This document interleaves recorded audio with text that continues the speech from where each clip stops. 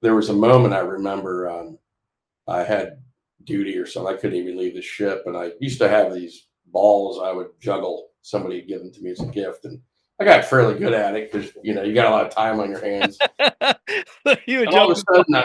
a sudden, I'm just juggling, and I kind of just stopped, and something hit me, and I realized something, and at, I said, at the end of the day, and this is the thought that came into my head was, everything is up to me. Mm. It's not anybody else's fault. It's not my parents' fault. It's not the government's fault. It's not anybody's fault. It is on me to succeed or not succeed. Mm. Me only. And that, so I had to basically nothing else mattered. Nothing else was in my way anymore. And it was all me. And that was just the moment of clarity I had.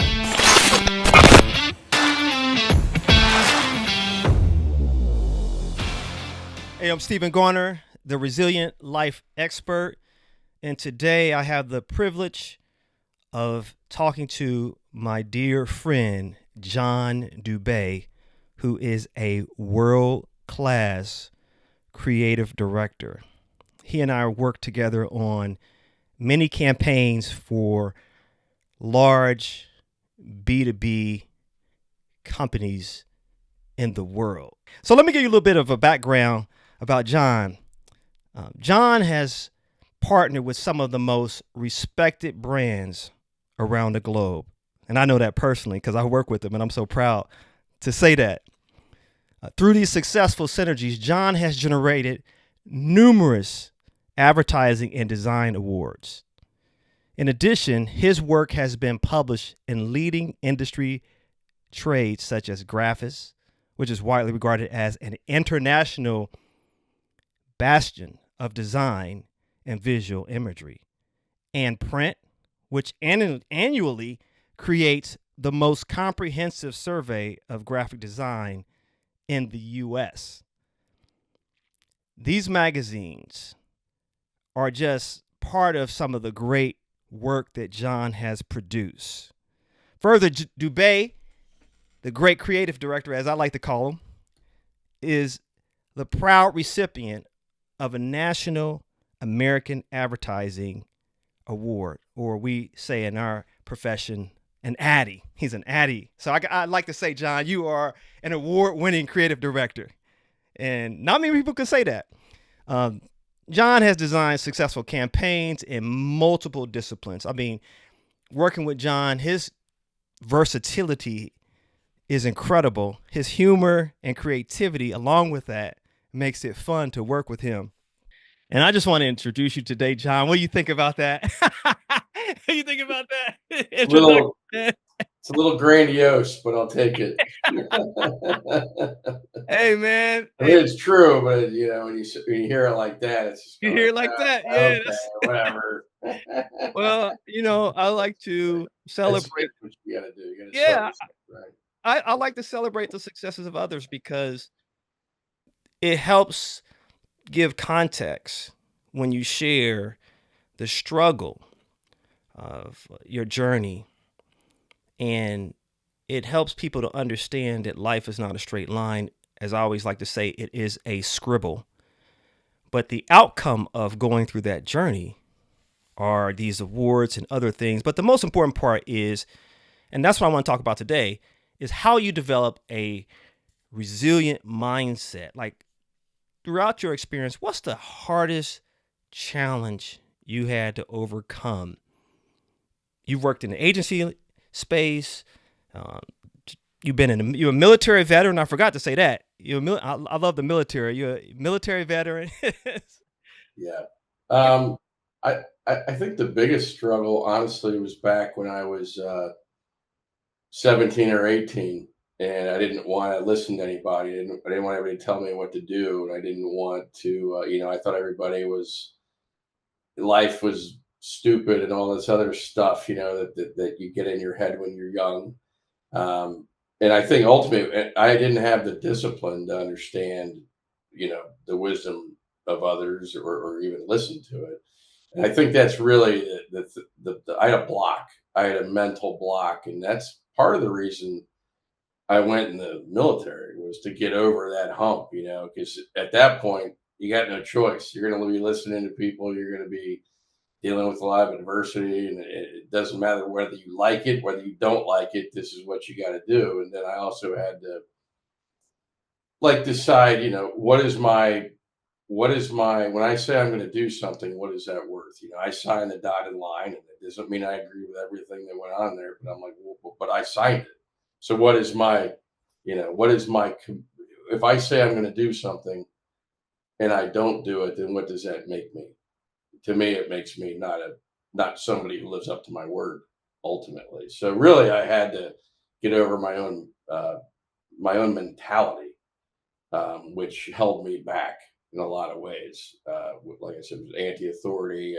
Everybody's stupid. All these things that weren't really true at the time, but in my head, I created this idea that I knew better than everybody else, and I didn't want anybody telling me what to draw, what not to draw. So, if anything, I think the Navy gave me the discipline not to necessarily agree with everything somebody was telling me, but how to adapt to it and how to remove my emotions to some degree, because emotions are good, but they can help fuel, they can help give you energy and help sustain something. But if they're not, I'd say channeled in the right way, that they're actually detrimental. That's what I've found in my experience. I was always an artist. I was always into art. I was always drawing. I loved comic art. It's really where I ultimately got a lot of my inspiration. And for a while I wanted to do that. And I tried to. I didn't do real well in high school, number one. So my grades weren't great, and I was kind of, I was interested in what I was interested in, and then that was it. Nothing else interested me. So I went to try to get into UC DAP program, and I I could draw really well, and they ultimately didn't accept me because I flunked French, and that sent me into a Oh tizzy. man.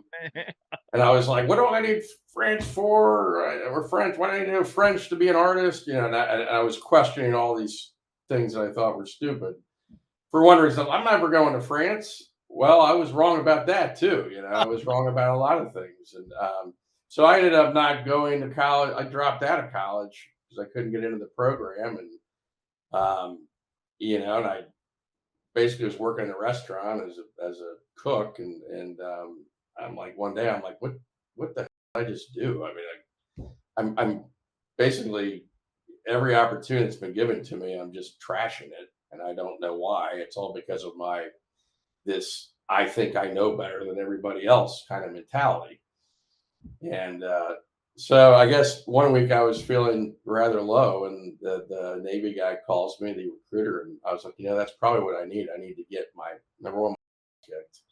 And number two, I need to get out there and see the world and see how it really works and see how, meet other people and get out of my little bubble that I was in. And all that, that solved a lot of problems actually going in the Navy. I within within a year and a half, I was like, okay, I get it now.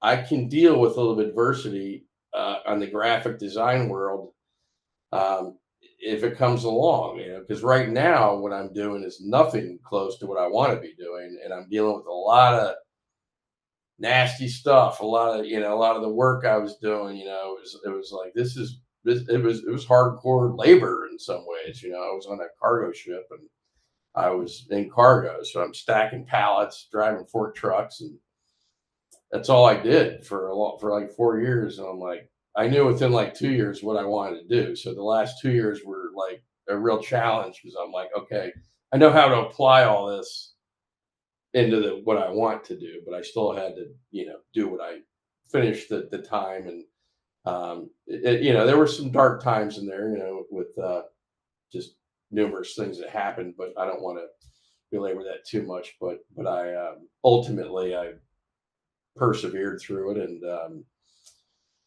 knew what I wanted to do when I got out. I knew how to do it. I knew how to compartmentalize my emotions and the different things. It didn't all become one big ultimate funk that I had to go through. It was like, okay, well, this thing happened to me. Well, that's in this compartment, but this good thing happened, so that's in this compartment. And so that's really how I learned how to deal with my own emotions. I really compartmentalized a lot of them. And some people might think that's, they don't understand that, but it helped me, and I think it's a good thing. It's not a bad thing. So you were in college and you didn't get accepted into the DAP program. So you dropped out. You're cooking. You get a call from a Navy recruiter. You say, hey, this is going to help me. You go into the Navy and you have this revelation about your mindset in the Navy. Is that when the turning point took place where you said, hey, I need to embrace a different perspective? Yeah, I think it's interesting. Yeah, there were some conscientious things that happened that certainly like moments of clarity. I would like to call them, and one in particular.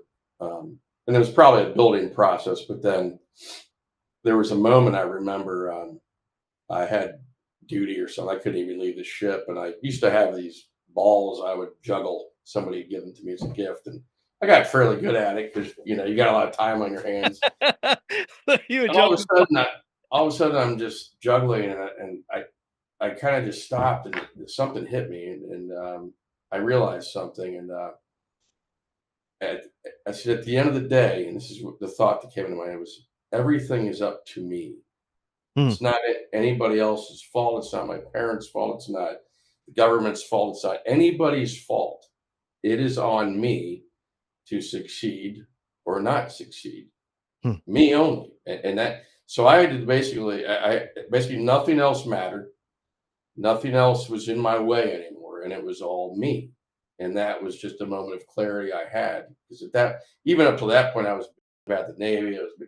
I was complaining, I was disgruntled, you know, and I realized I was the problem. It wasn't anything else. It was me, and and that's really what was a moment of clarity for me. And it really changed my outlook from that point on. And I wasn't nearly as angry as I was. And I also had I believe, a dream where, I don't know, I think it was a divine dream to some degree, and where I think I met God to some degree in a dream, and that fueled me as well. So all that stuff was impactful. what'd you And see in a dream? well, it's interesting. I didn't really, and there were no words. I had it, and it's going to sound cliched to some degree, but it was during a darker time, and I it was a light. It was a all consuming, warm, graceful light. That's all. That's how I can describe it. And there really weren't words. It was more. It was like, imagine every worry being wiped away from your body. Mm, Every negative thought, every negative feeling being completely wiped away. And I woke up from that dream, and like I I was like, I think I just met God, and like didn't. It's not like it was like go do this or go do that or anything. It was just pure contentment, and I think that fueled me for about. And I remember this day. It was extremely impactful and all consuming, like I said, and I can't forget. I'll never forget it. But have I had one since then? Probably no, I haven't. But it doesn't matter. It appeared to me at one point when I needed it, and it's fueled me a lot ever since. Just a couple of the experiences there. was this when you were on the ship? Yeah, yeah, I was on a ship, and it was yeah, it was during a. It's just things got a little bleak sometimes, when you're on a ship and some tight quarters and everything's gray, and you don't need freedom. You can't do anything. You got to do what you're told all the time, and you got to wear what they tell you to wear, and so it's really. And that's the very thing you were trying to escape. Well, I know, but see, you know what? I've been into like this recently. I realized what I follow, and I didn't even know it. I'm kind of a stoic, I've been into this stoicism as a philosophy. I've realized, and I've read a lot about it, and that's exactly what I did. Is I went, which is basically the obstacle is the way. That's the stoic philosophy. So whatever your fear is, whatever your obstacle is, the way to get through it is to face it. And that's really what that did for me, because I faced the things I didn't want to face. And, but it helped me get through it and realize that, yeah, it was kind of rough, but I can go into the civilian world now. I can take everything I've learned, all that, all the things, all the adversity I went through, all the things I faced that I didn't want to face. And now I can take that experience and go into something that's a little more attractive, which would be graphic art. I'm like, I can't imagine it would be as rough as anything I just went through. I can't imagine that. And you know what? It isn't. It's easy when you compare it to, at least, going into a war zone and living in those environments and those conditions. Comparatively, it's not even the same. I'm not to say that there aren't struggles and what I've done. There's more. It's more of a time consuming, where maybe you want to be with your family and you got a deadline to meet or something like that.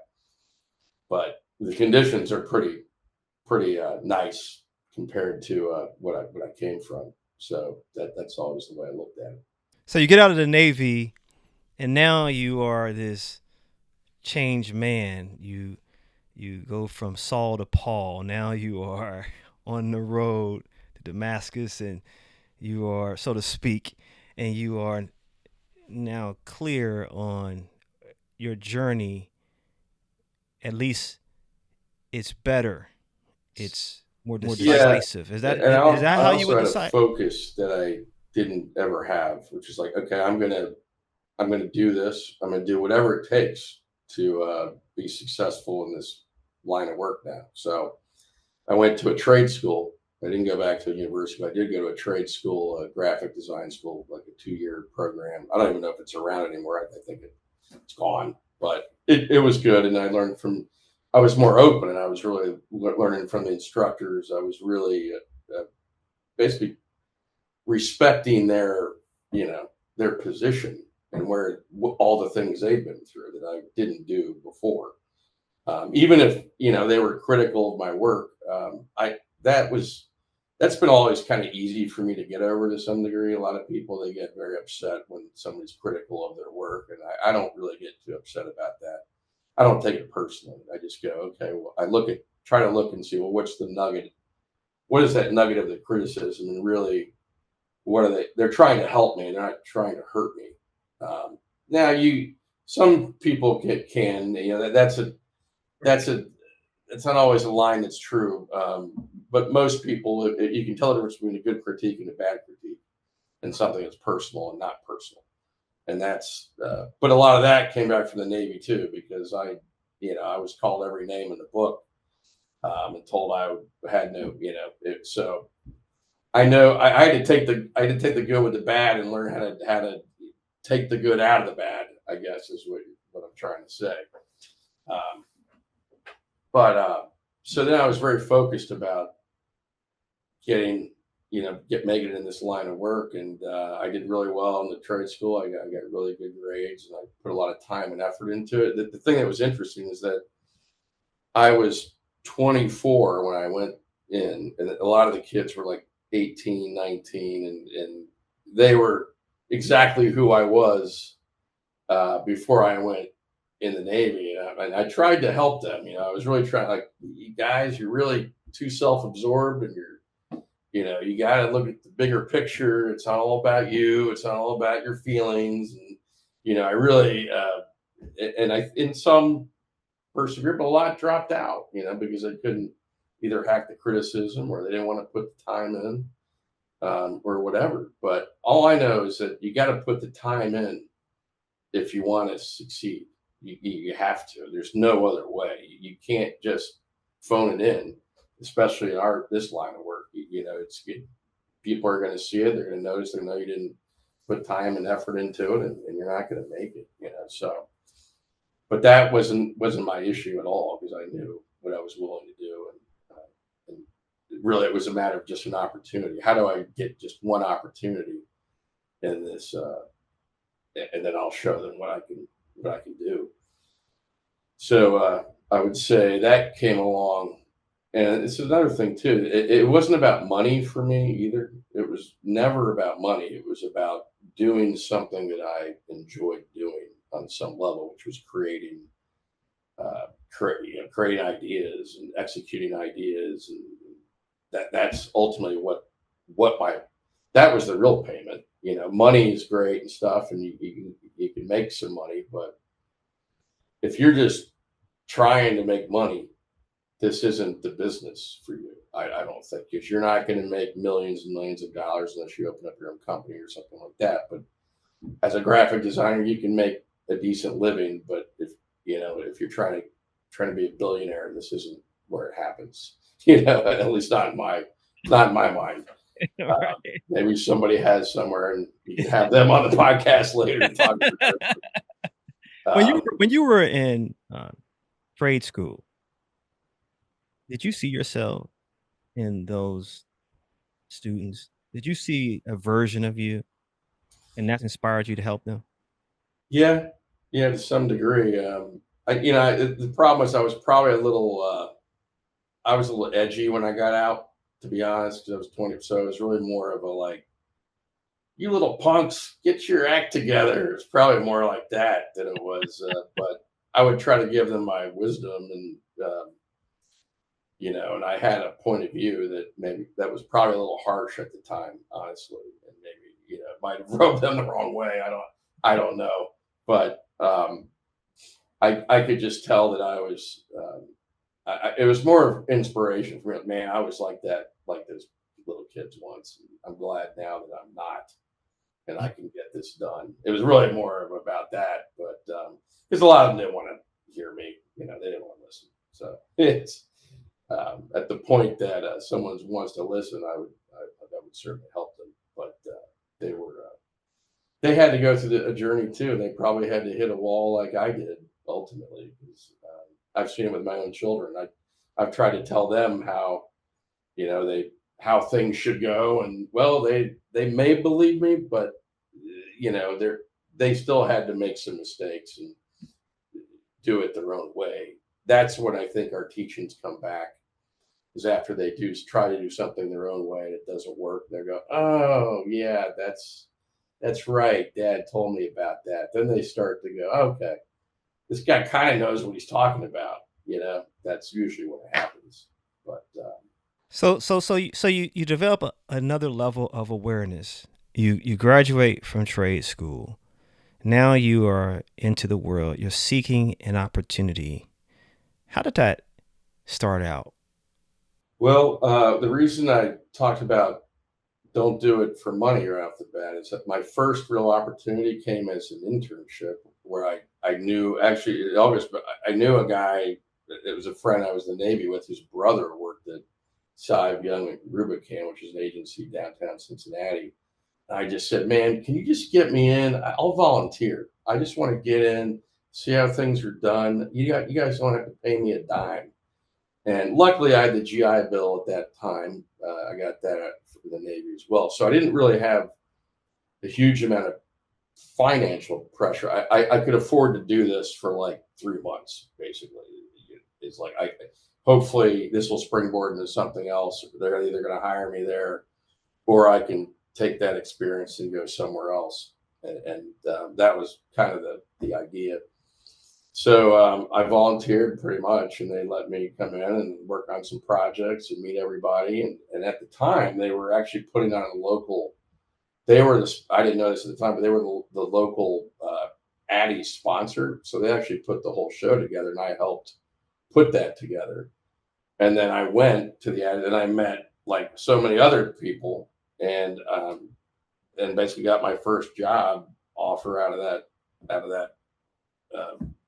Ceremony, just meeting all these other agencies and seeing where the need was, and yeah, that's how it all went down. So my first job, I worked at a company called Hensley Siegel Rentschler, and I met those people at the Addy show.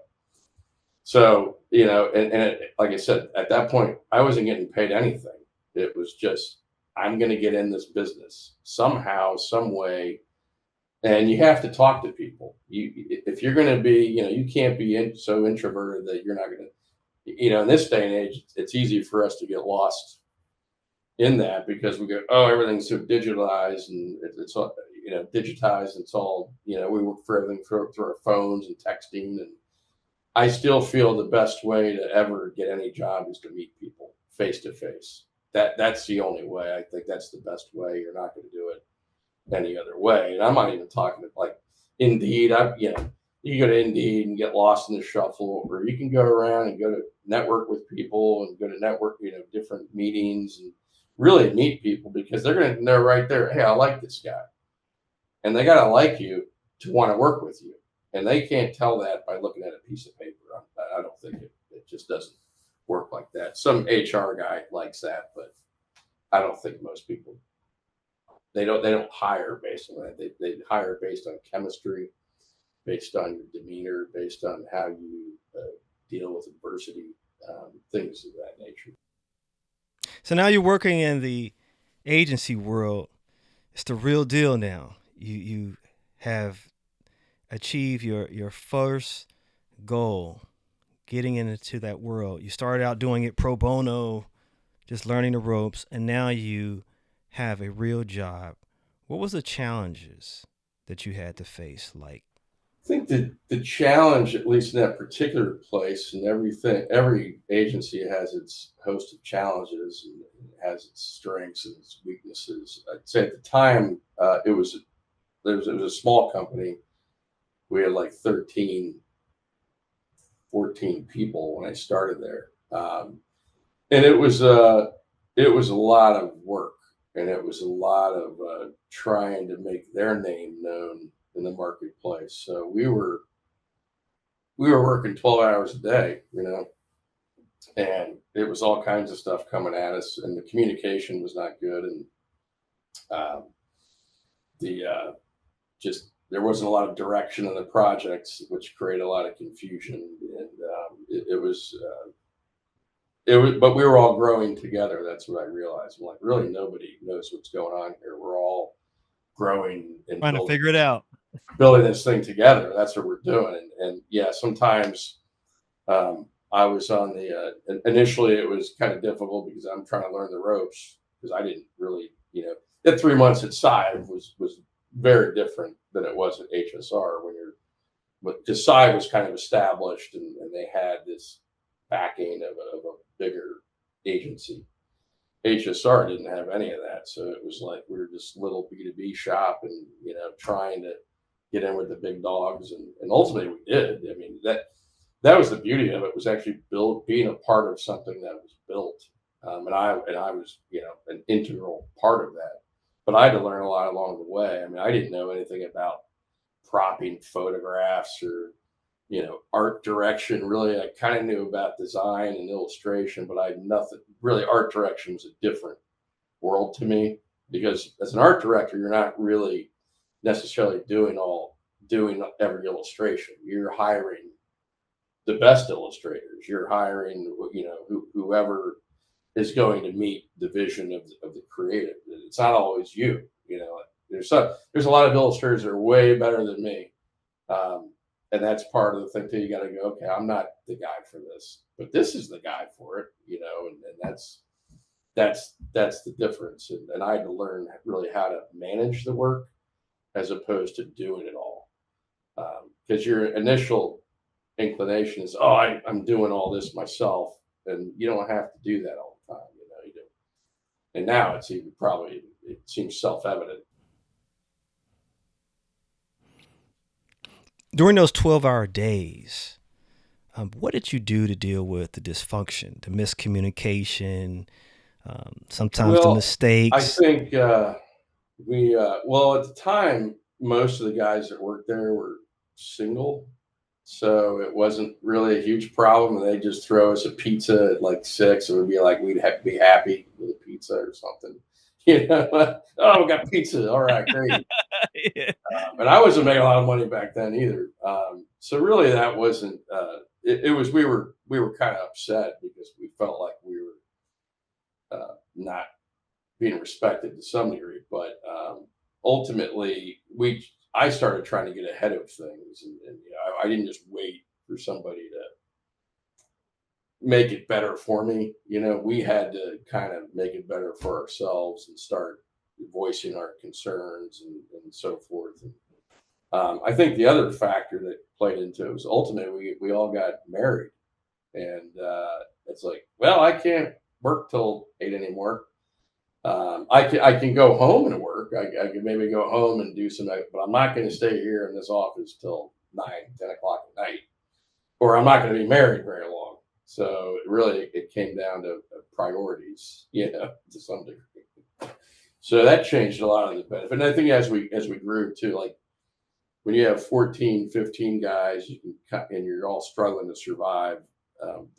It's a different mentality than when you have like 100 people, and now you're a little more diluted, and everybody has different lifestyles and different things going on. And so not only are we learning, but the management is learning too, that, we can't keep doing this. We have to have more of we understand now it can't be the mentality of 13 guys trying to survive now. It's got to be a little more flexible. What did you do to deal with like challenging clients, demanding clients? How did you address that emotionally, mentally? I think it's interesting. I tried. That's where I tried to really get in touch with the other art directors that had been there some time.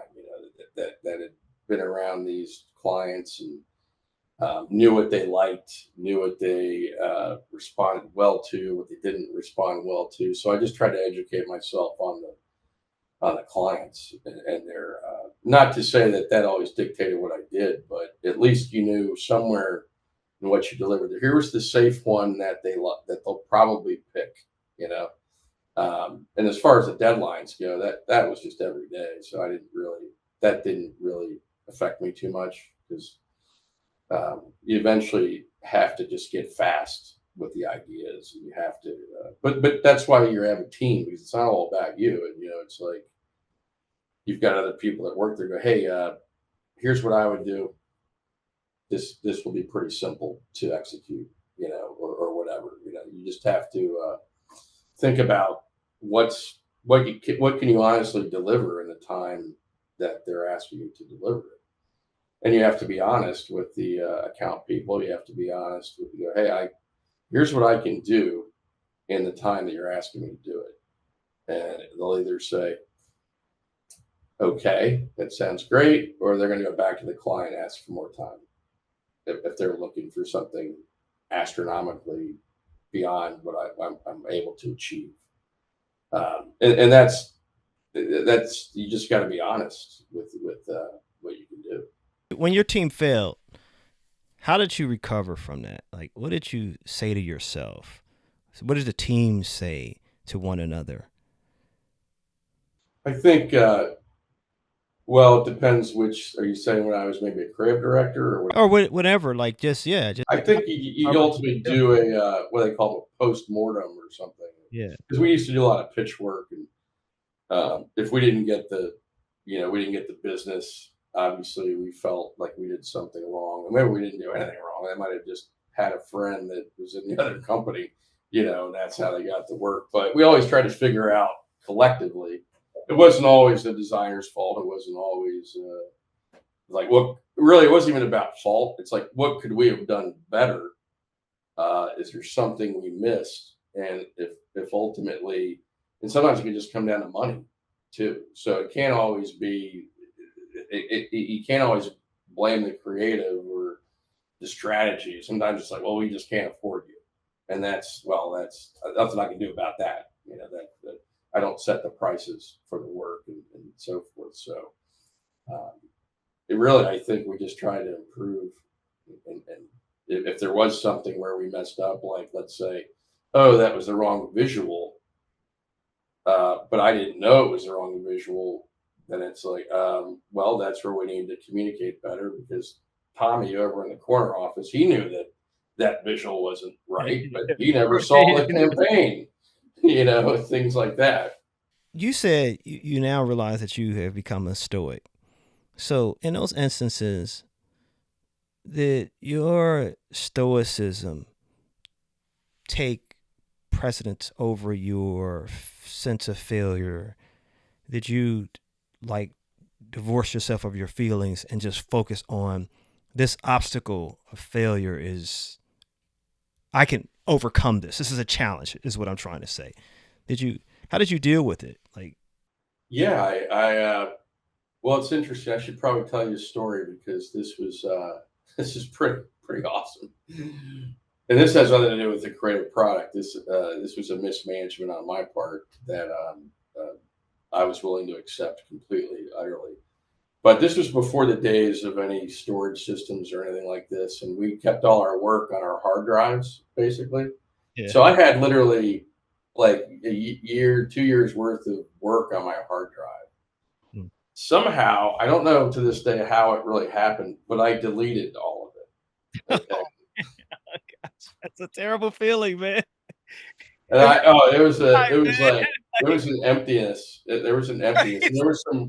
there was some work that I did like that week. I mean, it was probably like 30 hours of work that was gone too. And it Oh was like, man. I was like, I'm going to go ahead and just start packing my stuff up. And so I'm literally I didn't tell anybody yet. I'm just packing my boxes. Like I know I'm heading for the door. I know that no, I'm fired. I'm definitely fired over this. And I thought, well, there may be only one hope. And we did have a backup system, but it was very unreliable. It rarely worked. It was really rarely up to date. So I went to this Ed, who I was all right. I said, please tell me that you have a backup of at least in the last year. And he's like, I don't know. That thing doesn't work, bro. Let me check it out. And I was just like, wow. So it turns out that there was a backup, but it was only up until it was the prior week. So I was able to get all the work back, um, but not the week that I'd already, like it was a Thursday and I did all this work from Monday to Thursday. That I had to all recreate on my Hmm. own time. And I basically worked like night and day. So I guess ultimately what I'm saying is like, if you can control something, you have to worry about what you can control, So I was able to ultimately control it to a point, but I still had, all those files were gone for, like 4 days. So I had to recreate everything I did. It was like probably 35 hours worth of work, and I had to put the extra time in to do it because I could do it. I could fix it. Now, if there was no solution, I would have just said, okay, I'm accepting. I can't control it anymore. It's out of my control. I'm accepting the responsibility for my mistake, and I'll move on. And but luckily it didn't come to that. But there was it was a sense of terror when I did that. I was just like, I cannot believe I just did. I don't even know. To this day, I don't know how I did it. My big thumbs or something did something. I don't know that it wasn't even something I consciously did. It was an accident, but they wouldn't have seen it that way. It's like, how the hell could you do this, you idiot? Yeah, but So that experience taught you a lesson, how to recover from failure. So that helps you to build on your professional journey. So now you have reached another level in your professional journey where you're the creative director. You are battle tested, so to speak. You've had many experiences. So now you are directing others. What was that like? um, that was a good experience. It was certainly a learning experience. It was, I liked uh, getting to know the team and really know what they like and what their strengths are. And I um, tried to, you know, guide work to who I think would be the best at it. But sometimes you don't have that luxury. It's like you can't, one guy can't just do one thing. So you really have to balance everything out. I think the other challenge is when you're managing people, you're somewhat subject to their lives and what's going on in their lives and what. So it taught me to be probably a little more thoughtful and understanding of where people are in their personal lives, for instance. So if somebody's mother has an illness and they need to take time off, that's something I had to respect, value, and go, okay, this work isn't as important as her being by her mother's bedside or whatever. So it's that kind of thing that I think you have to elevate your mindset a little bit beyond just the work. But it's going to get done. Someone's going to get it done. Well, if we have to hire freelancers, we hire freelancers. Those things can't be excuses for the work not to be done, but it doesn't mean that person has to do it either. Someone else will have to bring somebody else in. There's a bazillion freelancers in the world that can probably achieve what needed to be done at the time. So that was something that I had to do, was really kind of have a stable of people that I could bring in if something didn't work out with the team I had or whatever. So, so you go from rebel to religious to apprentice, stoic. Now you're professional, and then you're this parent of a creative team, as I would like to describe it. Because I saw you because we worked together, and I saw you in action, and I used to always be amazed at how, man, you were like not affected by certain things emotionally. I mean, yeah, we had some challenges and different things, but as a creative director, what's the biggest challenge, man, that you have to deal with on a regular basis? well, I think it's knowing that you're really still not in control of everything. You might think you are in control of the creative product. You really aren't. They might even tell you that, but you really aren't. There's so many things going on around a project, whether it's like who's involved and who said something to the client, most of the time I was on the receiving end of something and it had already been dictated. They're not dictated. Some things have been dictated or something had been promised or something had been said. So it's not like I was in charge of it entirely. I was still just a part of it, and that's the thing that, you think, oh, I'm creative director. Now all my ideas, that's what we do. That's not true at all. Now you're just really responsible for getting it done, regardless of what happens. That's what being a creative director is. Yeah, you'll have influence. You'll be able to, certainly work with the team, but there were a lot of things that came in that I'm just like, that's just got to come in and go out, because that's, it's such a dinky, I would say dinky, a small project, not a lot of money. No, I'll say dinky. It's dinky. I don't know who's listening to this. We know what you mean. Hey, it's a banner ad that big on a mobile phone. Get it out. I'm not spending time on that. It's like it's gonna have a logo on it. That's it. So you really got to think about what's worth your time and what isn't, and not just your time, but what's worth my team's time. So some things are just, that they're functional. They're not meant to blow anybody's socks off creatively. They're just literally sometimes just purely an awareness thing with a logo, and that's okay. That's allowed to be like that, because somewhere, some way, it might make a difference, at least in the grand scheme of everything that you're doing on the marketing side. You work both on the client side and the agency side. What's the biggest difference in terms of the challenges? What's the biggest difference? I would say, well, where I'm currently at, I don't know if it's kind of weird. I don't know if we're technically on the client side. I guess we could be, but working for a media company now, it's a little different, because we're not the creative. No one's coming to the media company asking for a creative product. It's not like that's the central role of a media company. The central role of a media company is to create avenues for advertisers. Okay, here's where now we have to um, create all the brands around our vehicles and all those things, and that's in our publications and things like that. That's the difference, really. Is it? But we're our own judges. We don't have a client judging our masthead or anything like that on our. We don't have to deal with that, which is in some ways good because it's a little more forgiving. Honestly, it's like well, we'll fix that next time. It's not. We're not creating our clients' work. They're just using our vehicles to advertise their work.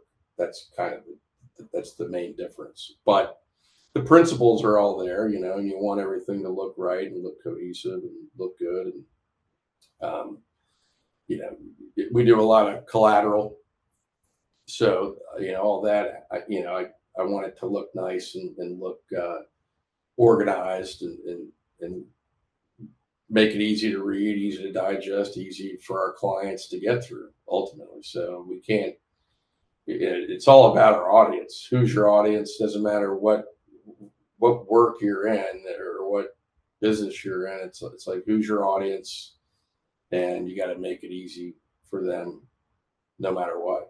So is the biggest difference and the biggest challenge is to stay fresh and motivated because you're not doing work for others, you're doing work for yourself. Yeah, that's a possibility. Yeah, but I work with a lot of people that, which is good. I work with a lot of young people now that are trying to stake their claim. So in some ways, they energize me to keep going down the road. Because they're a little more savvy, digitally savvy than probably even I am. So I still have to. I'm still learning from them. You never stop learning.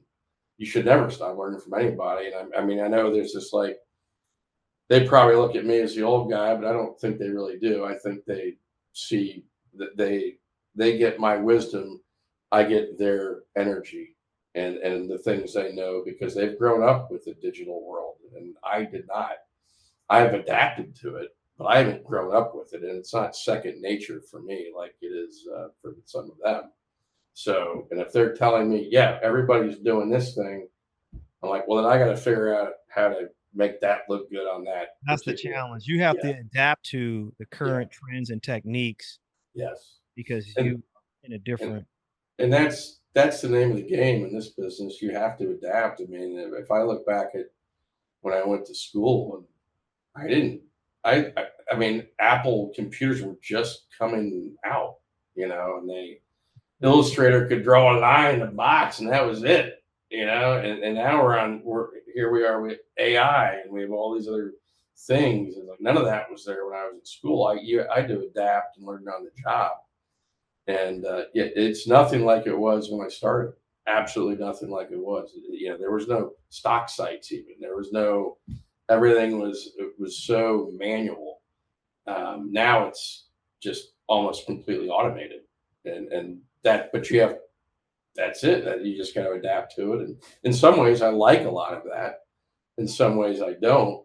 But it doesn't really. Once again, it doesn't really matter what I like all the time. This is the reality of what's happening. So you got to find a way to put your spin on it or put your stamp on it or something. Is the pace the same when you compare agency side to client side? Um, well, it depends. Like where I'm working now, we do a lot of events. So we have like for instance, we do um, PM, a lot of manufacturing trade shows. We actually sponsor a lot of those, do the creative for them as well. So you've got to when those events are coming, yeah, things have to happen in a timely manner. I would say that the difference is that we know when they're coming. We know that when the dates are. We always, we're not getting peppered every day with things we didn't know were coming. So, like, if you're in the agency world, you're getting requests that you didn't like. You plan. Let's say you planned your Monday through Friday. Well, you can throw that out the door because that's not how it works. It's like, oh wow, Monday I thought I was going to do this, but I'm not doing this. I'm doing all this other stuff. because it came in. I didn't know about it, Right. and not even the fault of anybody in the company. It's the That's client. The that's the problem with an agency is you're dealing with the dysfunction of the organization you're working for as well. right. You're Um, dealing with two things: the client and the organization. the agency's dysfunction and then the client's dysfunction. All it's like a double whammy. Same time, right? Whereas if you're like just where I'm currently working, we have to deal with our own dysfunction. That's about it. I don't have to deal with anybody else's another That's the organization's dysfunction. challenge. I Yeah. mean, sometimes we do in a different way, but I don't have to. The company does if they have, you know, if they have partners in some event or something like that, then that's where the two organizations have to meet, and sometimes they don't meet very well. But in my day to day work, I'm not really involved with those things. I'm just going on a schedule, kind of. I heard you said you work with a lot of young people or younger, Yeah, speak. yeah. Not old, man. I mean, they're all like 20. I mean, I would say Oh, okay. Well, then that's a under different. 30. I'd say under 30. Okay, well, then if you put it that way, right? What what what would you tell a person like you and I both rub shoulders with a lot of younger professionals. What would you tell them? Like, what would you say to them in terms of helping them develop their personal philosophy to be resilient in these different scenarios, whether it's client side, agency side? What would you say to them to help them to develop their personal philosophy to be as successful as you are? And everybody's success is different. I think part of what's also helped me, we haven't really talked about it, but part of my philosophy is humor, is to lighten the mood a bit. Yeah, I Light, love your sense of humor, man. yeah, because I mean, think about what we do for a living, and it's like it can't be that serious. It can't be that serious, even though Yeah, it's it's serious, like right? yeah, I mean, it's like just relax a little bit. Um, just think. Sometimes things are just absurd, and that's okay. Absurdity, make fun of it. It's fine. It's absurd. Recognize it.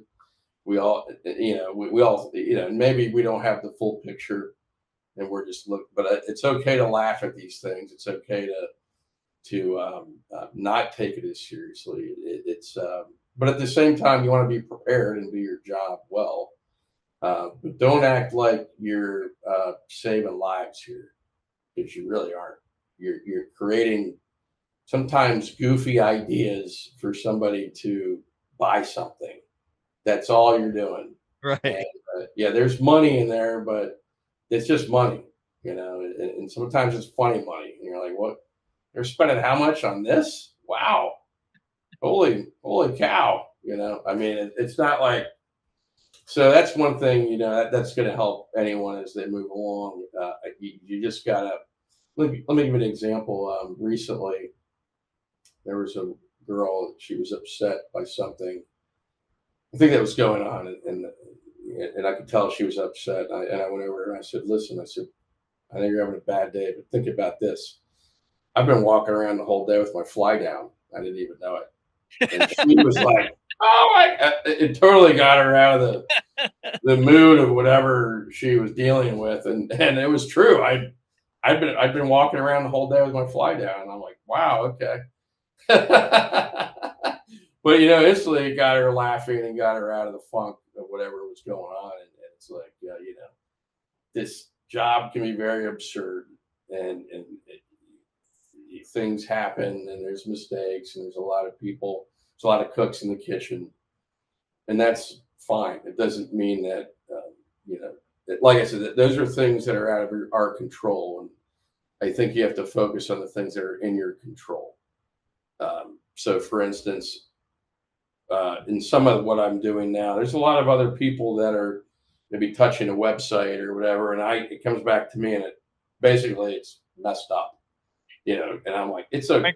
I couldn't control that. I can't control it, so I'll just fix it, and that's fine. I don't get mad about it.